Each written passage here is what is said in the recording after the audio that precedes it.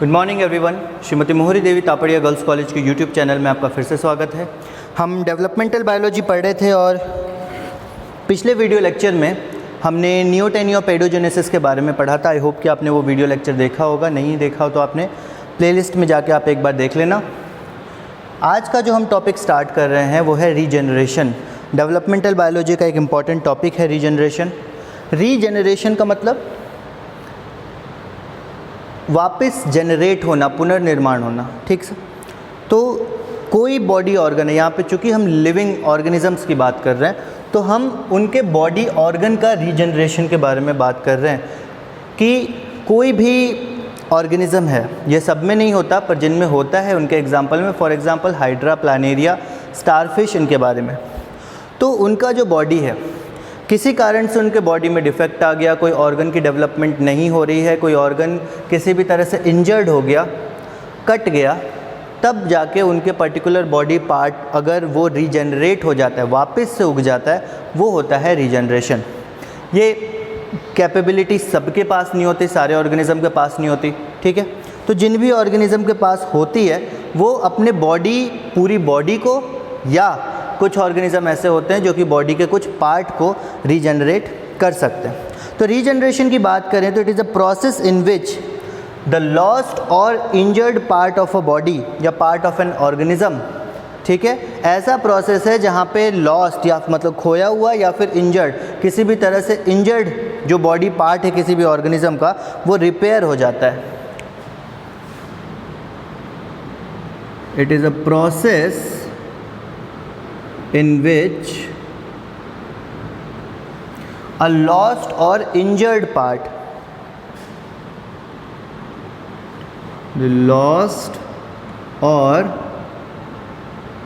injured part of an organism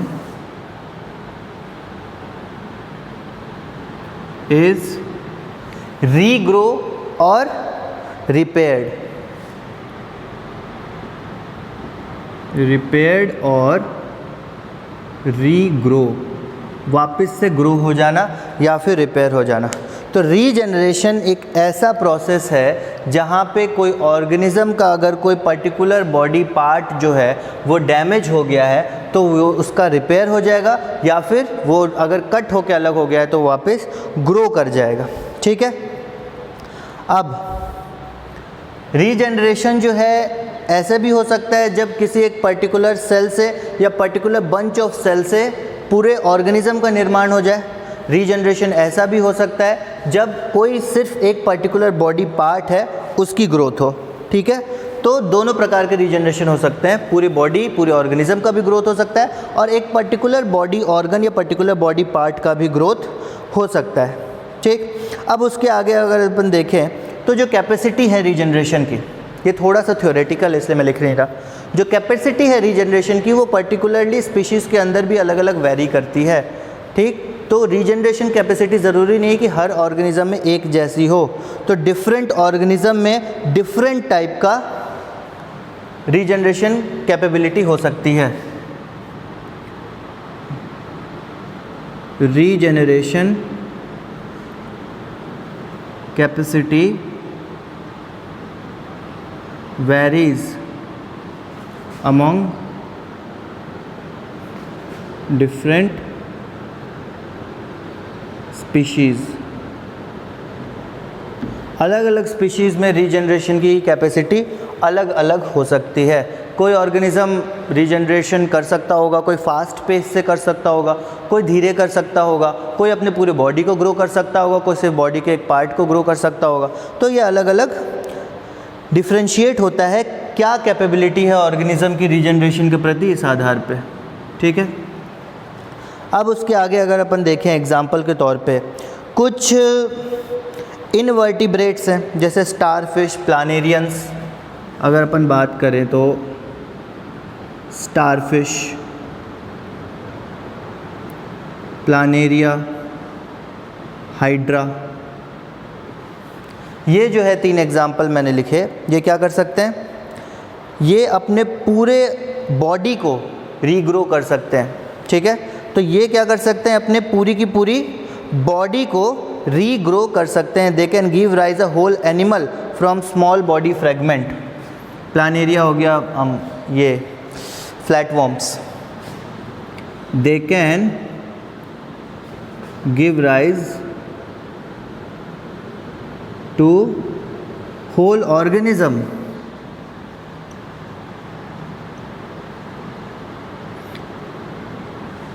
पूरे organism को grow कर सकते हैं from a small body fragment.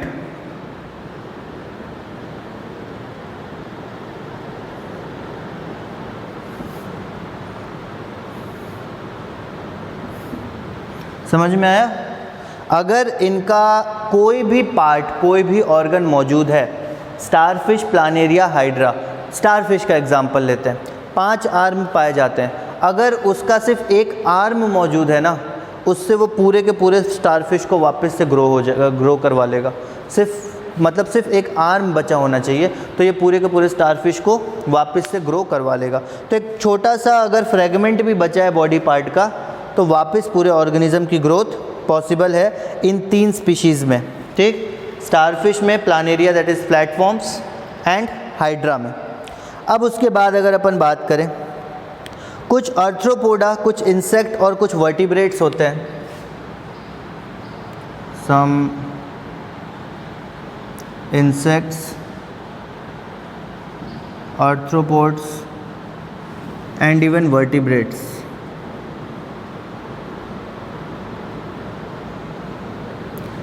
कुछ इंसेक्ट, आर्थ्रोपोड और कुछ वर्टिब्रेट्स, इनके अंदर भी कैपेबिलिटी होती है रीजनरेशन की। अब इनके अंदर किस तरह के रीजनरेशन की कैपेसिटी होती है? ये अपने new fully functional organs develop कर सकते हैं।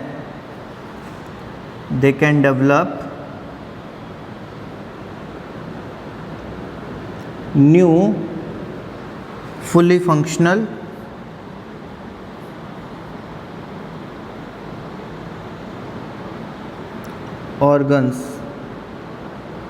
organs like appendages, limbs, मतलब हाथ, पैर, अपेंडेजेस, ये सारी जो चीज़ें हैं, इनको ये वापस रीग्रो कर सकते हैं। एग्जाम्पल के तौर पे हो गए जैसे सैलामेंडर हो गए, न्यूट्स हो गए, एक्सोलोटल हो गए। एक्सोलोटल तो कल ही बताया था, लार्वा। ठीक है, एग्जाम्पल की बात कर लें यहाँ पे तो सैलामेंडर्स हो गए, न्यूट्स हो गए,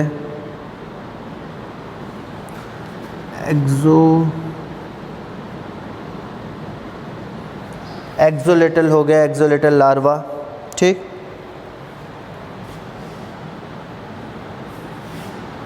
तो इतनी चीज़ें तो आप पहले लिख लो। रीजनरेशन वैसे प्रोसेस को बोलते हैं जहाँ पे एक लॉस्ट बॉडी पार्ट को हम रीग्रो या रिपेयर कर सकें। रीजनरेशन कैपेसिटी जो है अलग अलग स्पीशीज़ में अलग अलग पाई जाती है। उसके अलावा अगर देखा जाए तो स्टारफिश, प्लानेरिया, हाइड्रा, इसमें बहुत ज़्यादा एडवांस रीजनरेशन पाई जाती है।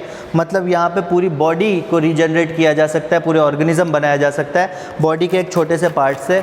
उसके अलावा कुछ इंसेक्ट होते हैं, आर्थ्रोपोड्स होते हैं, वर्टिब्रेट्स होते हैं। एग्जाम्पल में मैंने बताया सैलामेंडर, न्यूट्स और एक्सोलेटल लार्वा, वो जो है अपने बॉडी के कुछ स्पेसिफिक पार्ट्स को रीजनरेट कर सकते हैं और फुल्ली फंक्शनल ऑर्गन में कन्वर्ट कर सकते हैं, जैसे उनके अपेंडेजेस और लिम्स। अपेंडेजेस होता है एक बॉडी का जो ट्रंक है, बॉडी का एक्सिस है, उससे जो शाखाएं निकलती है वो होता है अपेंडेजेस, जिसमें हमारे में हाथ है, पैर है, ये सारे हमारे अपेंडेजेस हैं।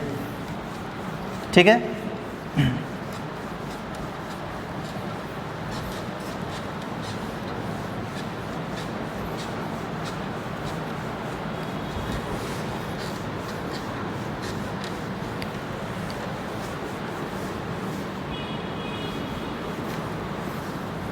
अब बात करते हैं अपन थोड़े टाइप्स की। टाइप से पहले थोड़ा सा और अपन क्या कहते हैं डिस्कस कर लेते हैं। फॉर एग्ज़ाम्पल मैमल्स की अगर बात करें, मैमल्स जो हैं वो रीजनरेशन शो नहीं करते। मतलब मैमल्स में ऐसा नहीं होता कि उनके हाथ कट जाए, पैर कट जाए तो वो वापस हाथ या पैर को रीजनरेट कर लें। मैमल्स के अंदर ऐसा नहीं होता, पर उनके अंदर कैपेसिटी होती है जो भी डेड सेल्स हैं, है ना, डेड सेल। अच्छा, हमारे भी कट लग जाता है तो कट जो लगता है यहाँ पर, अगर हाथ पे कट लग गया, पैर पे कट लग गया, बहुत ज़्यादा कट लग गया, ऐसा तो नहीं रहता कि वो जीवन भर वैसा ही रहता है, भर जाता है घाव। ये जो भर जाता है घाव, ये क्यों होता है? वहाँ पे नए सेल का डेवलपमेंट हो रहा है ना। मैमल्स की अगर अपन बात करें तो मैमल्स के अंदर रीजनरेशन की कैपेसिटी भले ही नहीं होती, पर उनके अंदर रिपेयर की तो कैपेसिटी होती है ना। अगर कोई भी ऑर्गन में डैमेज आया है एक्सटर्नली अगर अपन बात करें, तो बॉडी उसको अपने आप रिपेयर कर लेता है। अगर रिपेयर ना कर पाए तो एक माइनर सा कट भी हमारे लाइफ टाइम रह जाएगा, वो कभी भर ही नहीं पाएगा, ठीक है। तो उनके अंदर कैपेसिटी होती है replace the very ends of digits and have power to wound healing. They have capacity of wound healing, घाव भरने की कैपेसिटी होती है मैमल्स के अंदर, उनका घाव जो है वो भर जाता है, ठीक है। रेगुलर रिप्लेसमेंट ऑफ सेल,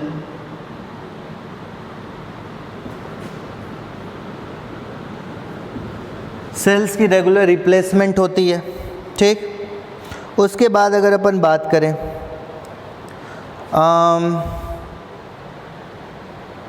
ये जो रेगुलर रिप्लेसमेंट ऑफ सेल होता है ना, ये एक टाइप का रीजनरेशन के एक टाइप में ही आता है। हमारे सेल रिप्लेस हो रहे हैं बार बार, जो डेड सेल है वो हट रहे हैं, नए सेल आ रहे हैं, ये काइंड ऑफ रीजनरेशन है, ठीक है। इस टाइप के रीजनरेशन को अपन बोलते हैं फिजियोलॉजिकल रीजनरेशन। इस काइंड ऑफ रीजनरेशन को अपन बोलते हैं फिजियोलॉजिकल रीजनरेशन। फिजियोलॉजिकल रीजनरेशन जहाँ पे वुंड हीलिंग की कैपेसिटी होती है और रेगुलर रिप्लेसमेंट ऑफ सेल होता है। सेल बार बार रिप्लेस होते हैं, नए सेल आते हैं, पुराने सेल जाते हैं, तो ये फिजियोलॉजिकल रीजनरेशन हो गया। Regular replacement of regular replacement of cell lost, उन सेल का रिप्लेसमेंट जो कि लॉस हो जाते हैं बिकॉज ऑफ डेली एक्टिविटीज़ के कारण, डेली रूटीन के कारण, ठीक है, because of day to day activities. So regular replacement of cells lost because of, मतलब उन सेल का रेगुलर रिप्लेसमेंट जो कि अपनी डे टू डे एक्टिविटी करने के कारण लॉस हो जाते हैं या फिर डेड हो जाते हैं, उनको अपन फिजियोलॉजिकल रीजनरेशन बोलते हैं। उसके बाद आता है रिपैरेटिव regeneration.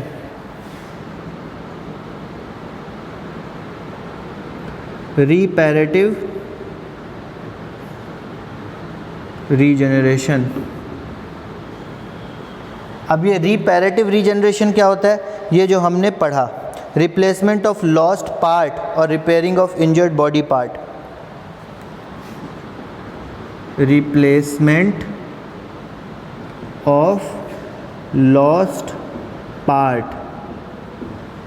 Replacement of lost part जो रीजनरेशन में अभी हमने पढ़ा था कि नए ऑर्गन ग्रो कर जाते हैं, वो सारी चीज़ें, रिप्लेसमेंट ऑफ लॉस्ट पार्ट और repairing of injured body part. Repairing of injured body part, ये आता है आपके रिपैरेटिव टाइप ऑफ रीजनरेशन में, ठीक है। अब रीजनरेशन जो है ये फंडामेंटल प्रोसेस है, ये क्या क्या करता है? प्रोलिफरेशन करता है, सेल मूवमेंट करता है, मॉर्फोजेनेसिस में हेल्प करता है, मतलब नए सेल बनते हैं, नए सेल जो हैं वो अलग अलग सेल में डिफ्रेंशिएट होते हैं, ये सारे काम जो हैं वो रीजनरेशन में होते रहते हैं। रीजनरेशन के बहुत सारे टाइप्स भी होते हैं depending on growth, differentiation and patterning of a cell, तो अलग अलग बेसिस पे इनके अलग अलग टाइप्स भी होते हैं, वो हम नेक्स्ट वीडियो लेक्चर में देखेंगे, उनके बारे में स्टडी करेंगे। अच्छा, एक और छोटी सी चीज़ है, आप लिख लो कि एम्ब्रायोलॉजिकल डेवलपमेंट में जो सेल होते हैं और रीजनरेशन के लिए जो सेल होते हैं, मतलब देखो बॉडी में ऑर्गन्स का निर्माण हो रहा है, तो बॉडी में ऑर्गन का निर्माण कब होता है? एम्ब्रायो जब रहता है उससे बॉडी के ऑर्गन का निर्माण होता है, उसके बाद तो कभी नहीं होता। पर उसके बाद यहाँ पे बोला जा रहा है रीजनरेशन के समय बॉडी के कुछ ऑर्गन का निर्माण हो रहा है। तो एम्ब्रायोलॉजिकल डेवलपमेंट और रीजनरेशन डेवलपमेंट में डिफरेंस क्या होता है? तो इसमें एक डिफरेंस ये है कि जो सेल है रीजनरेशन का वो प्लूरिपोटेंट नहीं होता। Cells of regeneration are not generally pluripotent।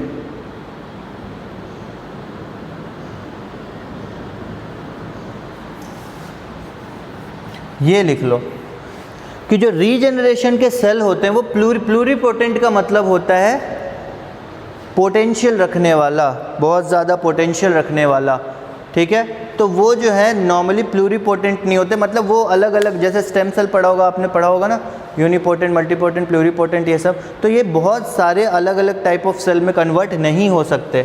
तो रीजनरेशन जो है सेल का वो प्लूरिपोटेंट जो है वो नहीं होता है। जो रीजनरेटिव सेल्स होते हैं वो प्लूरिपोटेंट नहीं होते, और एम्ब्रायोलॉजिकल सेल्स की बात करें तो वो प्लूरिपोटेंट होते हैं। ये एक डिफरेंस होता है एम्ब्रायोलॉजिकल डेवलपमेंट में और रीजनरेटिव डेवलपमेंट में। तो जो आज का हमारा वीडियो था वो इंट्रोडक्टरी पार्ट था रीजनरेशन का, आई होप आपको समझ में आया होगा। कुछ इसके टाइप्स हैं उसके बारे में हम नेक्स्ट वीडियो लेक्चर में डिस्कस करेंगे। टाइप्स के बाद हमें और भी थोड़े मैकेनिज़्म ये पढ़ने हैं, तो ज़्यादा कोई बड़ा टॉपिक नहीं है, 1 या 2 वीडियो लेक्चर और लगेंगे, ये कंप्लीट हो जाएगा। रीजनरेशन, डेवलपमेंटल बायोलॉजी हमारी लगभग कंप्लीट हो ही चुकी है, कुछ चैप्टर्स और बचे हैं, उसको हम जल्दी जल्दी फिनिश करेंगे। और इसका आप नोट्स बनाना, और इसके पहले के भी जो वीडियो लेक्चर्स थे उनके आप नोट्स कंटिन्यूसली बनाते रहो। और नोट्स बनाने का मतलब ये नहीं कि आप वीडियो लेक्चर देखो और बस लिख दो। नोट्स बनाने का मतलब होता है कि आप वीडियो लेक्चर देखो, उससे रिलेटेड क्वेश्चंस बनाओ, उस क्वेश्चन के आंसर्स बनाओ। ओके, सो आप कंटिन्यूसली इसकी प्रैक्टिस करते रहना। प्रैक्टिस छोड़ोगे तो प्रॉब्लम हो जाएगी। कल को एग्ज़ाम की डेट अगर नज़दीक आ गई, अचानक से एग्ज़ाम की डेट आ जाए तो परेशान हो जाओगे। इसलिए कंटिन्यूस बेसिस पे स्टडी करते रहो। और आज का वीडियो हम यहाँ पे ओवर करते हैं। आई होप कि समझ में आ गया होगा और वीडियो आपको पसंद आया होगा। सो अगर ये वीडियो पसंद आई हो इसको लाइक कीजिए, शेयर कीजिए, हमारे चैनल को सब्सक्राइब कीजिए। मिलते हैं अगले वीडियो में नए टॉपिक के साथ। Thank you very much.